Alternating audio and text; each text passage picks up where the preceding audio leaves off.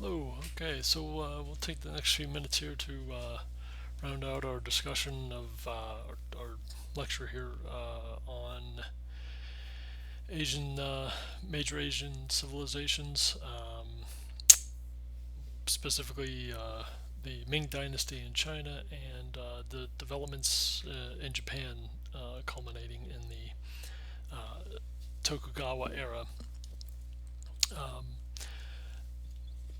to pick up with Ming China, again, the government is rather could be described as being rather autocratic. It's an imperial system, but as we'll see in just a moment, there were kind of again there was a necessity to, in some way, have some sort of dissolving of power to the local levels in order to administrate and govern the extensive Ming Empire at the time.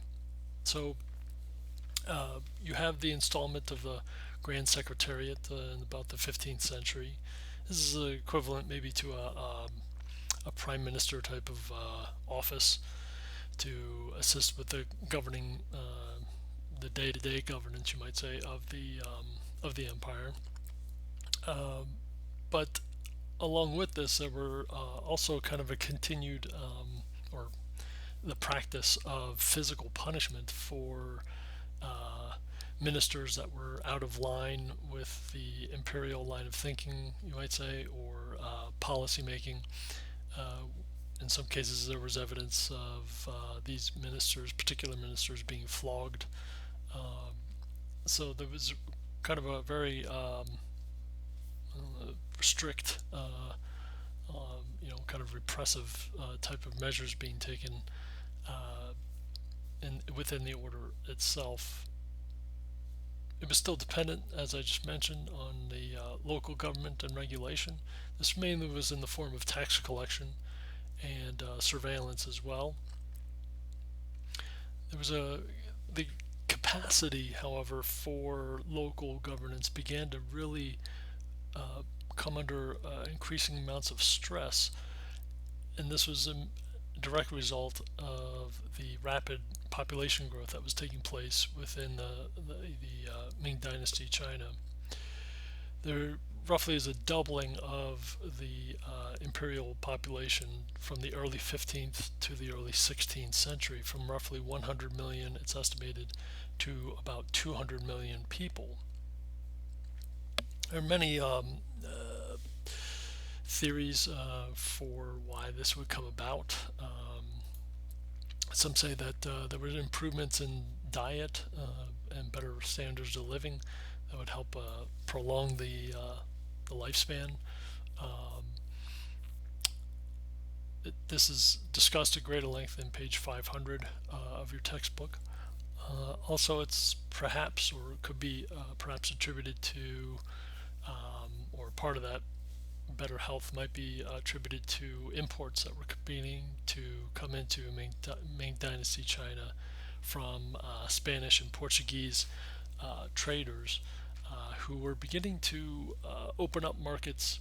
And as they colonized around the world, um, they began to ship products between regions and from one region that was immediately neighboring another. For example, the Portuguese would begin to ship uh, Indian produced goods or products to China. Later on, Spain would do the same from just across the South China Sea when it's established its colony in the Philippines, so that there was a greater, again, kind of local exchange of commodities. By the mid 16th century, the tax code was reformed. It was essentially simplified into what was called the single whip laws. This standardized the tax code system so that the collection of taxes, which was largely determined by agriculture, which is still the dominant industry in the pre-industrial world, um, they would, instead of having a graduated tax that was determined by the amount of land owned, instead they simplified it to kind of a more regimented or standard system, a tiered system. So this led to greater efficiency, not only in the tax collection but also in the revenues that were being generated as well. Again, this could help facilitate greater social harmony and longer life as well. There were, in addition to this, advancements made in the educational infrastructure of China.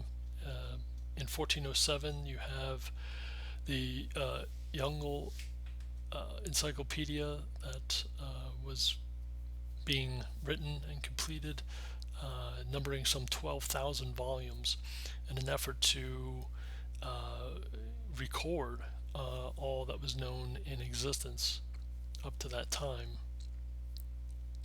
It's kind of a precursor to what Michael Wood was talking about in his segment of a later expansion of the record keeping in that one scene in his documentary China, The Mandate of Heaven, in which the scene in which he's walking among the stacks of this 79,000 volume collection of works. There were schools that were established in every county and prefecture in Ming Dynasty China during its height. There was also an expansion of access and avenues for studying, and preparing for the civil service exams that were dating back to as early as the 14th century and would become mandatory as far as entering the imperial bureaucracy. By the 16th century, there were a number of academics that produced a capable pool of talent pool of men, and it was male dominated during this period of time. Also, by the 16th century, however, there's a coinciding intellectual movement in which notions of Buddhist teachings were going to be used as a means to achieve Confucian ends. That is to say that inner peace and meditation and Buddhist practices as such could be used to achieve Confucian ends of policy making and moral judgment, improving the ends reached in an effort to reach perfection and moral judgment, which was the basis for good government according to Confucian teachings. Now, these are long established philosophies, whether they're meditative and religious or whether they are kind of socio-political. But here in the 16th century, you begin to see how there's a reconfiguration and kind of a realignment of these ancient teachings and practices that have been in effect since they were introduced to China, in kind of a new way to try and address kind of contemporary needs during that period of time. This new relationship was also kind of a central tenet, a central characteristic in Japan as well. It's also in the 16th century that we're going to begin to see the introduction of Western influences. This really is most notably seen with the experiences of Matteo Ricci, who was a Jesuit missionary. The Jesuits were known as the Society of Jesus. It was a Christian sect or order that was preoccupied with reconciling men, women, God, and creation between and among each other in order to achieve salvation. So this was a recognized order within the Catholic Church, and these missionaries would go out on these accompanying these expeditions, Portuguese and Spanish, and begin to um, both encounter the wider world, but also begin to try and influence it as well. Ricci was one of the first to arrive in China, one of the first Westerners to arrive in China.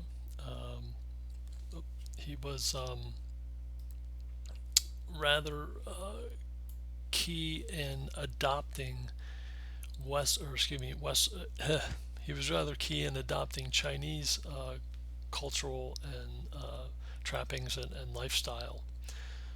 This was done in order to win over Chinese toleration and goodwill. Um, that the initial kind of impressions being left by Westerners was the exact opposite in the eyes of many Chinese officials. That these were, unrefined, barbaric types of people. Well, here we have Ricci trying to, win them over through flattery. Um, and what better way than imitation to do that? He would also go on to try and contribute secular works and publications to the knowledge base of the Chinese people. He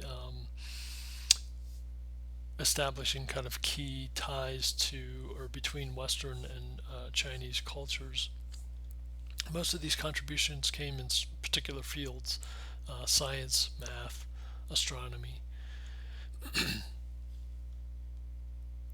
Ming China also experienced cultural growth during this period of time. There was a flowering, you might say, of vernacular fiction, mostly in the forms of dramas and novels. In the field of art, you have painting continuing to draw on established themes dating back to the Song Dynasty, which was predated the Ming Dynasty. There's a great attention given to calligraphy, the art of writing. Again, Michael Wood discusses this at length in his documentary as well, even going so far as to say that writing was the same word and had the same meaning as the term civilization in the Chinese language. This idea that there was this attention paid and must be paid to attaining perfection, not only in the moral world, not only in civilization itself and creating the idealized civilization, but also, and what better way to do that than in the written word. In pottery, you have porcelain production continuing during this period of time, but it's also being mastered in its finest qualities. There's a refinement in the glazing process and in the glazes themselves, and also there would be high quality tools used to in the creation of hardware, namely in the high quality cutting tools used in the refinement of jade. In Japan, you have the Warring States period, where I kind of left things off talking about this roughly 100-year period in which there were these smaller fiefdom-like states that were warring with each other. This would end around the year 1568. When Oda Nobunaga would come to power, he conquered Kyoto, which was at the time the old capital of this period of Japanese history, And with that, there would be Nobunaga would serve as kind of a unifying power over central Japan. So the four main islands of Japan that we know today was by no means subdued and centralized and unified overnight. We were talking about basically the south central part of the main Japanese island.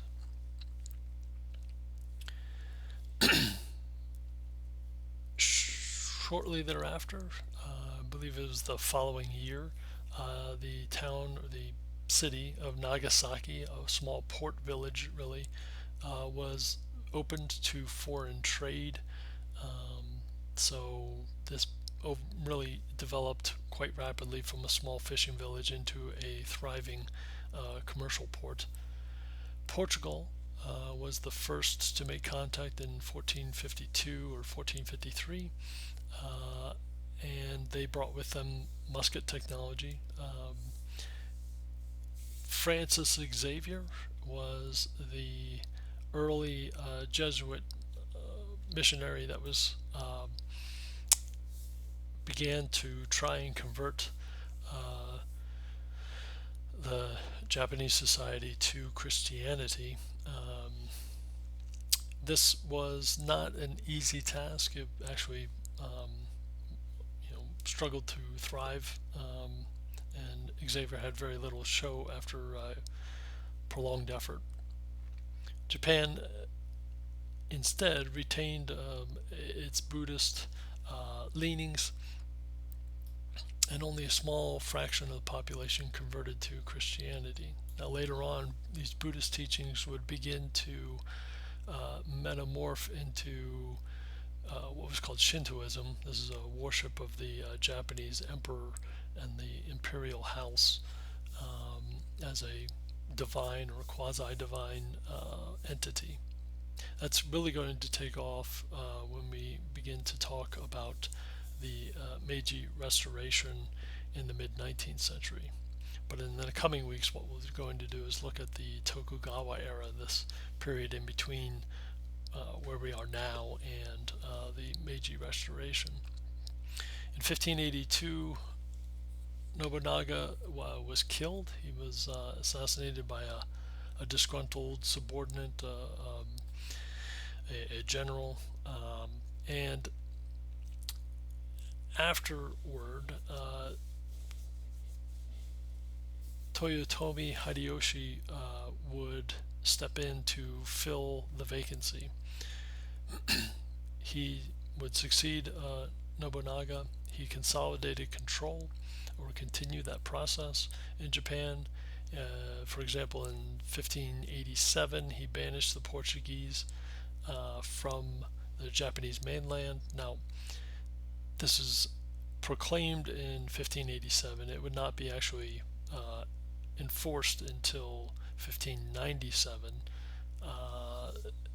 The intervening period most likely was when Hideyoshi began to turn his attention towards China, towards subduing the expansive empire on the mainland. So this is why probably he did not go about enforcing this kind of ban on Europeans in mainland or on the main islands of Japan. There were two separate invasions that the Japanese conducted. The nearest point from the Japanese islands to mainland Asia is along the Tsushima Straits, which has Japan lying just offshore of what is today the Korean Peninsula. As a result, the Japanese use this as almost a natural corridor for any type of exploiting any type of expansive aspirations they might have, and this is exactly what happened on both occasions in the latter part of the 16th century. part of the reason for invading Korea and using it as a avenue and for invading China proper was because Hideyoshi needed to keep his militant feudal lords preoccupied. That if they were left idle, then they might develop ambitions and designs to overthrow him. So he would instead enlist them in his efforts to achieve kind of a greater glory for Japan, and not vie for the internal order, or exacting their own kind of ambitions internally. Japan requested initially passage through the Korean peninsula en route to attacking China, but the Koreans opposed this request. As a result, both invasions in 1592 and 97 pitted the Japanese against the Koreans, and also against the Chinese as well, who would infiltrate from the north into the Korean peninsula to help in holding the line against the Japanese threat. The combination of that, along with the accomplished successes of the Korean Navy, cut off resupply of the forces, the Japanese forces, on the peninsula, and therefore, on both occasions, the Japanese were forced to retreat, and this was often at great cost, not only in lives, in the death of soldiers, but also in material and wealth. But this does mark an early characteristic, you might say, an early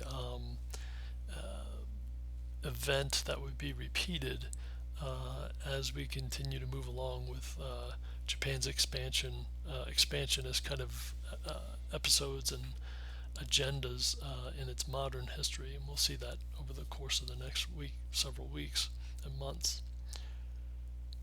The following year, after the second invasion in 1598, Hideyoshi dies, and it is in 1600, the year 1600, that we see the beginning of what becomes known as the Tokugawa era.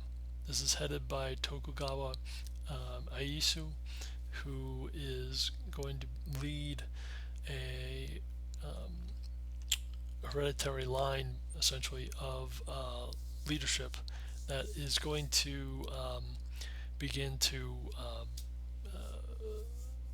solidify control and once and for all put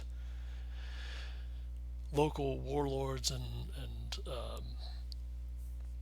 governors and local factions under one umbrella of Tokugawa control and dominance. So we can see, in wrapping up here, some very key markers that help us understand the concepts of identity and the state of flux in which we find them, which runs pretty consistently throughout history. Even in imperial power structures, you do have a local component that has a role to play, whether this is these local